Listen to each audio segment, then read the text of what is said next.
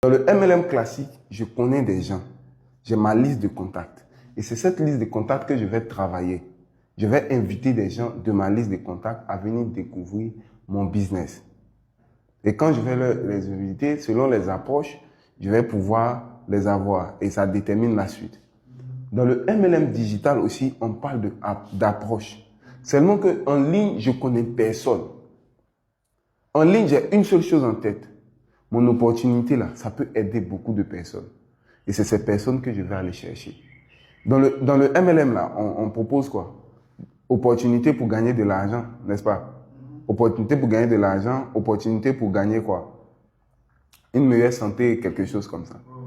Si j'ai ces deux opportunités, voici les deux niches où je dois aller taper. Est-ce qu'on se comprend? Voilà. Et c'est cette même niche même que je prends pour taper dans le classique. C'est les mêmes niches que je vais prendre pour venir taper dans le digital. J'ai une opportunité pour pouvoir faire du business. J'ai une opportunité pour améliorer la santé des gens. C'est les deux que j'ai. Maintenant, ça là, ça fait 1 et puis ça fait 2. Ici, on a business. Et puis ici, on a santé. Donc, quand je vais en ligne, je vais chercher des gens qui cherchent du business. En même temps, je vais chercher des gens qui ont des problèmes de santé. Mais regardons, hein, quand je dis business, est-ce que c'est pas large? Si, c'est large. C'est très large. Quand je dis santé, c'est large. Large, oui. Du coup, il y a un autre travail qu'il faut faire encore. C'est de classifier, en fait, dans business, là. Moi, je cherche quel type de personne. Dans santé, là, c'est quel type de personne que moi, je cherche. C'est ce qu'on appelle souvent, faire ce qu'on appelle les avatars clients. On en a parlé même quand on faisait, comment on appelle là, pro de la vente en MLM 2.0. Il faut faire ce qu'on appelle les avatars clients. Les avatars clients vont nous permettre de savoir si je fais du business, par exemple, les jeunes, voici le type de jeunes que je cherche. Les doyens, voici le type de doyens que je cherche. Les femmes, les enfants, peu importe. Mais je dois faire mes avatars clients. Parce que c'est selon les avatars clients que je communique. Je vais vous donner un cas simple. Je fais du MLM. J'ai mon entreprise qui propose des produits et des services. Et derrière, il y a un business. Les produits que l'entreprise propose là, au niveau des jeunes, qu'est-ce que ça peut leur apporter? Si je me rends compte que côté santé là, c'est pas le fort des jeunes. La plupart des jeunes cherchent du business.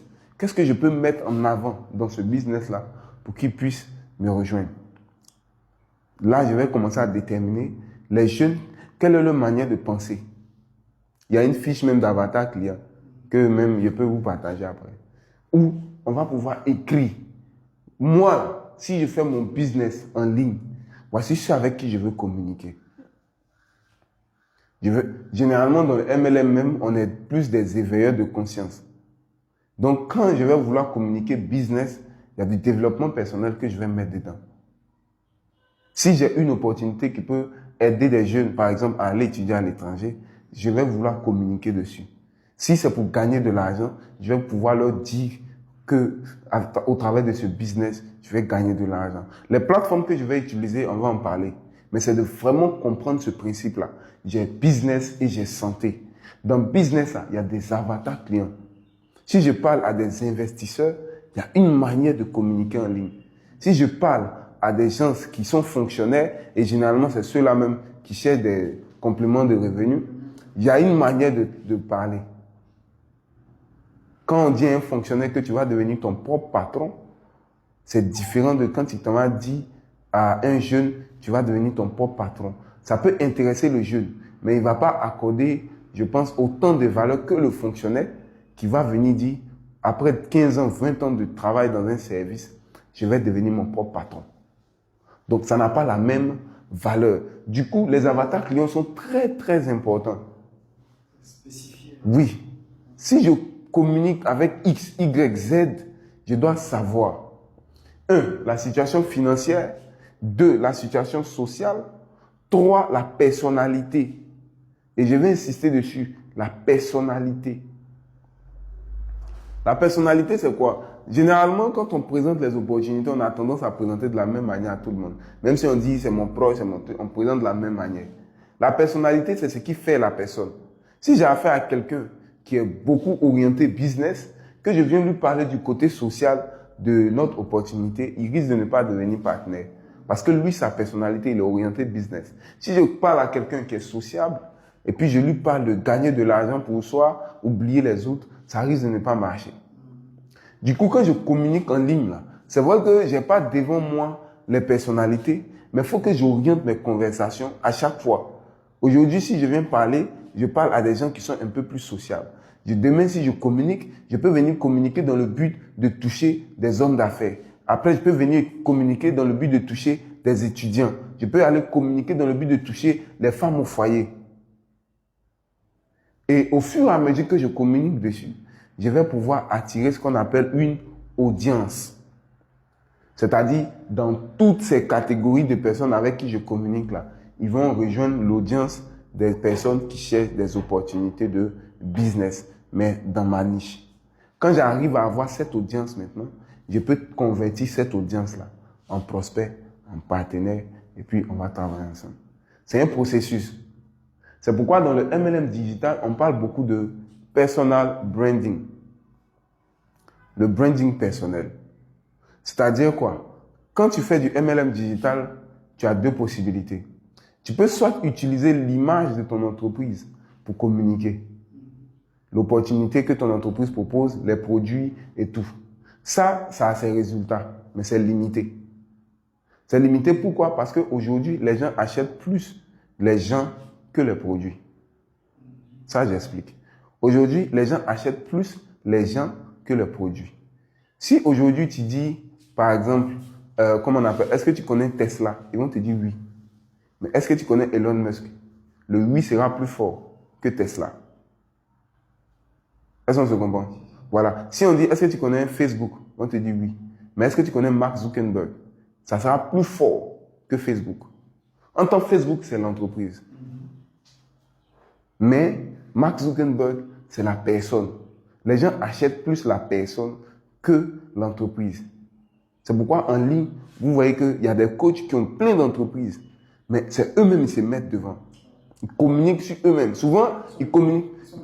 Voilà, ils sont le produit. C'est-à-dire, souvent, ils ne communiquent même pas sur leur entreprise.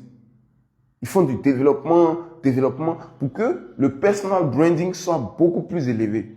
Quand ton personal branding est beaucoup plus élevé en ligne, quand les gens qui te suivent, ton audience, te font confiance, peu importe le produit que tu mets devant, ça marche. C'est ce qui fait la force des influenceurs. Les influenceurs n'ont pas à la base de produits.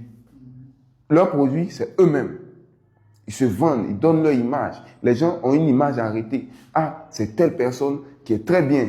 Si la personne vient me présenter, par exemple, une entreprise MLM, je vais adhérer sans trop discuter. Pourquoi? Parce que le personal branding de cette personne est très élevé. C'est la même chose si on veut aller en ligne réellement. On peut soit, si on n'est pas habitué à communiquer nous-mêmes, on peut soit aller sur les images de l'entreprise et ça marche très bien. Ou on peut aller sur nos propres images. Nos propres images, il y a plusieurs manières de les développer.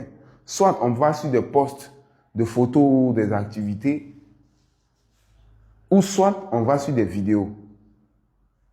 Ce qui marche le plus, c'est les vidéos. Parce que dans les vidéos, en fait, les gens se connectent. Parce que quand on communique, ils sentent l'énergie, ils sentent l'attachement. Mais le personal branding est très important. Que ce soit nous-mêmes, notre branding ou le branding de notre entreprise, il faut le faire. Parce que si on ne le fait pas, en fait, quand on va aller proposer l'opportunité aux gens, au début, forcément, ils vont hésiter. Mais si au bout de 3 ans, 4 ans, 5 ans, on fait de la prospection en ligne et qu'on n'arrive pas à avoir une certaine audience, ça veut dire qu'il y a quelque chose qui manque. Le ciblage n'a pas été bien. Voilà, il y a quelque chose qui manque. Mais un leader qui fait un bon personal branding sur les réseaux sociaux, qui a ces réseaux sociaux qui sont clean, il communique régulièrement, il donne des conseils, tout ça, arrivé un moment, forcément, il va avoir une audience qui va l'écouter. Et cette audience-là, c'est dedans qu'il va puiser un à un ses filles. Et développer le même processus avec eux pour qu'ils s'en sortent. Donc, c'est ça. Pour faire de la prospection en ligne, il y a les approches.